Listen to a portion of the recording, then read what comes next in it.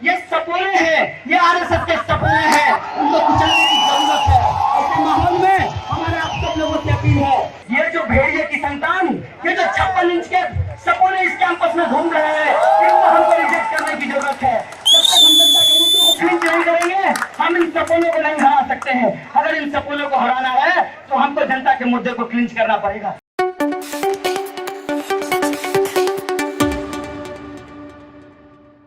JNU फिर से एक बार स्लोगन लगाने के विवाद में, नारा लगाने के विवाद में फिर से एक बार फंस रहा है।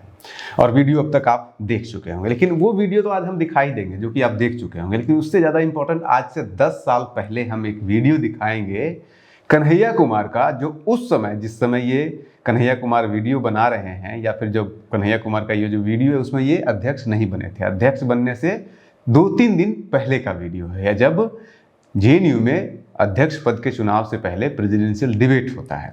और उस डिबेट में जब भाषण दे रहे होते हैं कन्हैया कुमार, उस समय आरएसएस और बीजेपी के ऊपर हमला बोलते हुए, और 56 इंच के संतान को भेड़िए कहते हैं। ये भेड़िए की संतान, 56 इंच की संतान, आरएसएस बीजेपी के सपोले, ये 2-4 अभद्र टिप्पणियां करते हैं।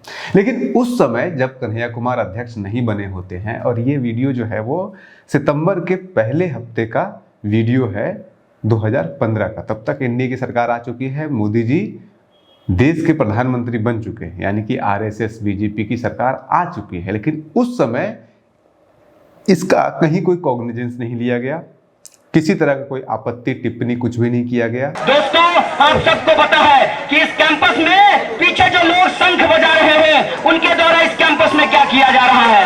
एसएलजीबीएम के अंदर एक मुसलमान कैंडिडेट से ही कुरान को कोट करवा करके, मिसकोट करवा करके हेट मॉन्गरिंग की जाती है, हेट स्पीच दिया जाता है। हम इस मंच से उसका कड़े शब्दों में निंदा करते हैं और ये भी उनको बताना चाहते हैं कि सुन लो मेरे भाई, 56 इंच का सीना जिस तरीके से नकली है, उस तरीके से तुम्हारा जुलूस नकली है, उस तरीके से तुम्हारा पॉलिटिक्स नकली है। ये हम तुमको बता देना चाहते हैं। साथियों, जब आप चुनाव हो रहा है तो इस बात को आज बहुत संजीदगी से समझने की जरूरत है। क्या चुनाव ऐसे माहौल में हो रहा है जब इस देश के अंदर लगातार सांप्रदायिक माहौल को बिगाड़ा जा रहा है, तब ऐसे समय में सिर्फ रस्मी तौर पर हम एबीवीपी को गाली देकर के अपनी जिम्मेवारियों से नहीं बच सकते हैं। सिर्फ हम आरएसएस को गाली देकर अपनी जिम्मेवारियों से नहीं बच सकते हैं। 7 तारीख को जब बिहार के अंदर सारे वामपंथी पार्टियों का कन्वेंशन हुआ, तो बड़े शर्म से दीपांकर भट्टाचार्य कहते हैं कि हमको इसी दिन का इंतजार था।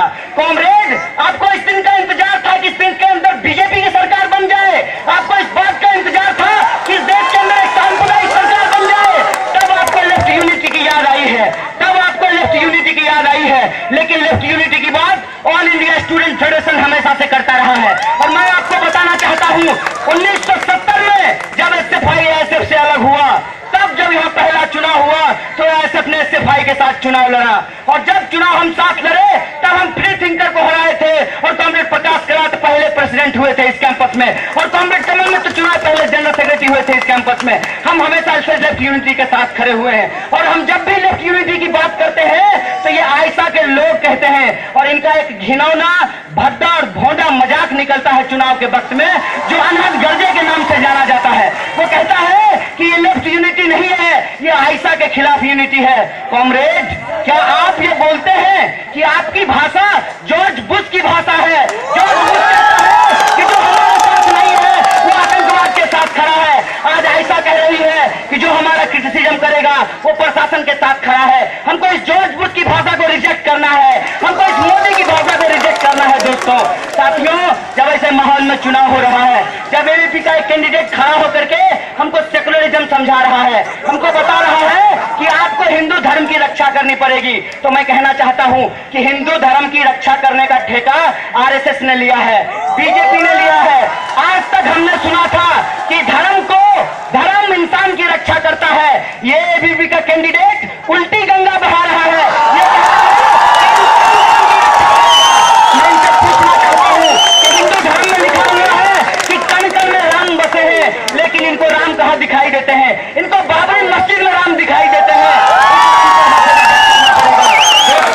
आरएसएस जिस तरीके का कल्चरल हेजेमनी इस कैंपस में बनाने की कोशिश कर रहा है, उस कल्चरल हेजेमनी हेजेमनी को हमको चैलेंज करने की जरूरत है।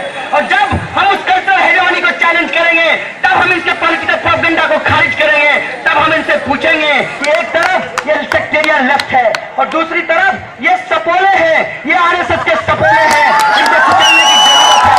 ऐसे माहौल में हमारा आप सब लोगों से अपील है, जब आप 11 तारीख को वोट करने के लिए जाइएगा, जब आप बेटर हेल्थ फैसिलिटी के लिए वोट करेंगे, जब आप हॉस्टल के लिए वोट करेंगे, जब आप मोर एमसीएम के लिए वोट करेंगे, जब आप जीएस कैश के लिए वोट करेंगे, तब आपके दिमाग में एक बात रहना चाहिए, ये जो भेड़िए की संतान, ये जो 56 इंच के सपोले इस कैंपस में घूम रहे हैं, इनको हमको रिजेक्ट करने की जरूरत है। हम इन सपोलों को नहीं हरा सकते हैं। अगर इन सपोलों को हराना है तो हमको जनता के मुद्दे को क्लिंच करना पड़ेगा। अब फिर से विवाद हो रहा है। अब अगर नया जो स्लोगन आया है उस स्लोगन में क्या कहा गया है, स्लोगन को आप भी देखा होगा या देख लीजिए दोबारा से।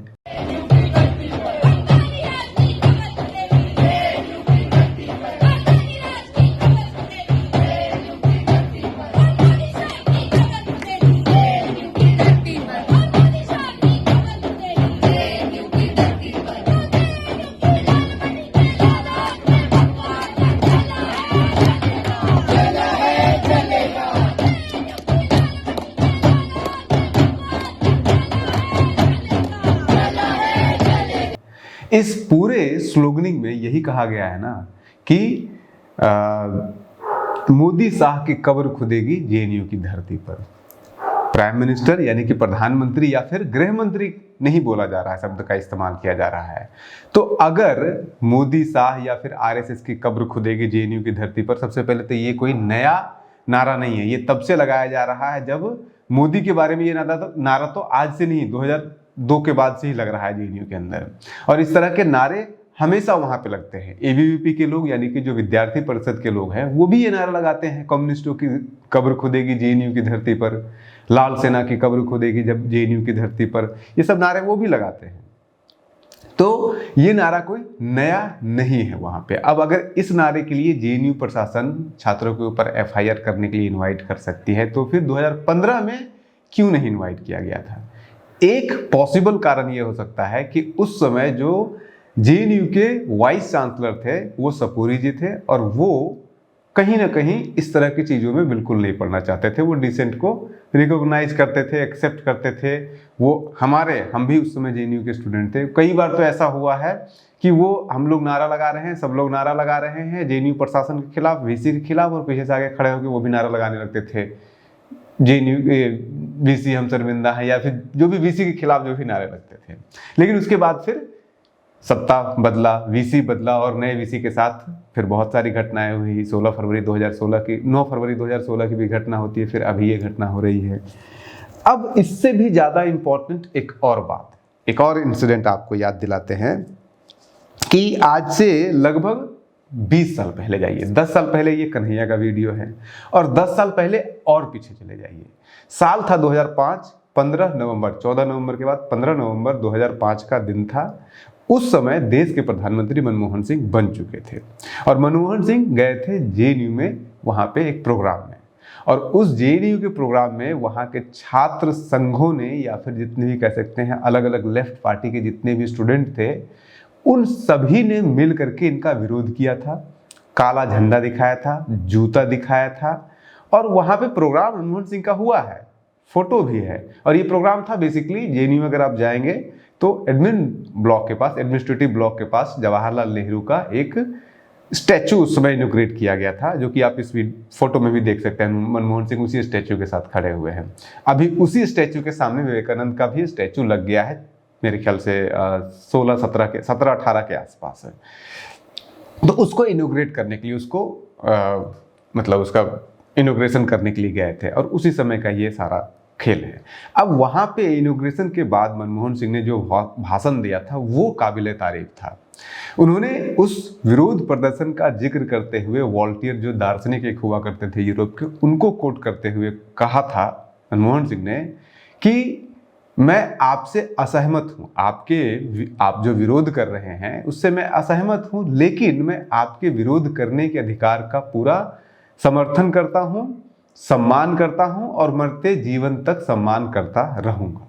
एक 2005 में मनमोहन सिंह की सरकार थी, मनमोहन सिंह खुद प्रधानमंत्री थे और वो स्टेटमेंट देते हैं, और आज ये स्टेटमेंट दिया जा रहा है या FIR किया जा रहा है।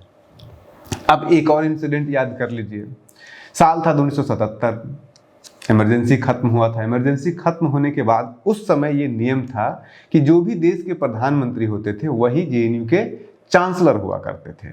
तो उस समय सीताराम येचुरी, जो कि अब नहीं रहे, लेफ्ट के लीडर थे, वो उस समय JNU के स्टूडेंट यूनियन के अध्यक्ष हुआ करते थे। ये लोग 500-600 लोग स्टूडेंट मिलकर के गए इंदिरा गांधी से मिलने के लिए। इमरजेंसी खत्म हो चुका है, देश में चुनाव हो चुका है 1977 का। इंदिरा गांधी के पास गए और 4 पेज का एक मेमोरेंडम उनको दिया और उनको कहा कि अब आपको इस JNU का चांसलर रहने का कोई अधिकार नहीं है। इंदिरा गांधी, फोटो भी आप देख सकते हैं, इंदिरा गांधी खुद अपने घर से निकल करके बाहर आई, स्टूडेंट से मिली, और उसके पीछे भी नाटकीय घटना हुई थी। नाटकीय घटना ये हुई थी कि जब ये लोग गए तो इंदिरा गांधी ने बोला ठीक है 5-6 लोगों को बुला लो अंदर। तो जो सीताराम येचुरी, जो उस समय JNU छात्र संघ के अध्यक्ष थे, उन्होंने कहा कि नहीं, जाएंगे तो सब लोग जाएंगे और नहीं तो फिर कोई नहीं जाएगा। तो फिर जो पत्रवाहक थे वो फिर बोले ठीक है मैं बात करके आता हूँ मैडम से। जब वो वापस आ रहे थे तो इंदिरा गांधी साथ आ रही थी, सड़क पे खड़े होकर के वहाँ पे मेमोरेंडम दिया नहीं। इंदिरा गांधी ने उस समय सीताराम येचुरी को कहा ठीक है तुम मेमोरेंडम लाए हो, हमारे खिलाफ एप्लीकेशन लाए हो, जो भी है इसमें पढ़ो, सबके सामने पढ़ो। अब उसमें JNU का अगर आप पर्चा पोस्टर पढ़े हैं तो उसमें प्रधानमंत्री के बारे में या फिर देश के राष्ट्रपति के बारे में या देश की कुव्यवस्था के बारे में, लोकतंत्र के बारे में, या जितनी भी समस्याएं देश हैं और देश के नेताओं के बारे में जितनी भी समस्याएं हैं उसके बारे में किन शब्दों में उसको क्रिटिसाइज किया जाता है, आलोचना किया जाता है, वो आप जानते होंगे। बहुत ही अभद्र में नहीं कहूँगा तो बहुत एग्रेसिव लैंग्वेज होता है, बहुत उग्र लैंग्वेज में करते हैं कि आपका ये कदम फासिस्ट था, ये कदम फांसीवादी था, ये ब्राह्मणवादी था, ये फलाना था, ये जो है वो आतंकी था, या फिर ये तानाशाही आपका नियम है, कानून है। इस तरह की भाषाएं बहुत ज़्यादा इस्तेमाल होता है। आप इमेजिन कीजिए उस समय इंदिरा गांधी वहीं पे खड़े रहती है, 4 पेज का वो पूरा मेमोरेंडम पढ़ करके सीताराम येचुरी सुनाते हैं इंदिरा गांधी को, और इंदिरा गांधी सुनती है और उसके बाद फिर वाइस चांसलर के पद पे जो थी उस समय, उसके बाद रिजाइन करती है। एक वो दौर था, एक मनमोहन सिंह का दौर था, और एक आज का दौर है जहाँ पे सिर्फ ये कह देने के लिए कि JNU की कब्र, मोदी साहब की कब्र खुदेगी या फिर RSS की कब्र खुदेगी, JNU की धरती पर FIR हो रहा है। हालांकि ये भी हम आपको कह चुके हैं कि इस तरह के स्लोगन JNU के अंदर हमेशा से लगते रहे हैं, कोई नया स्लोगन इसमें नहीं है। बने रहिए न्यूज़ हंटर के साथ। नमस्कार।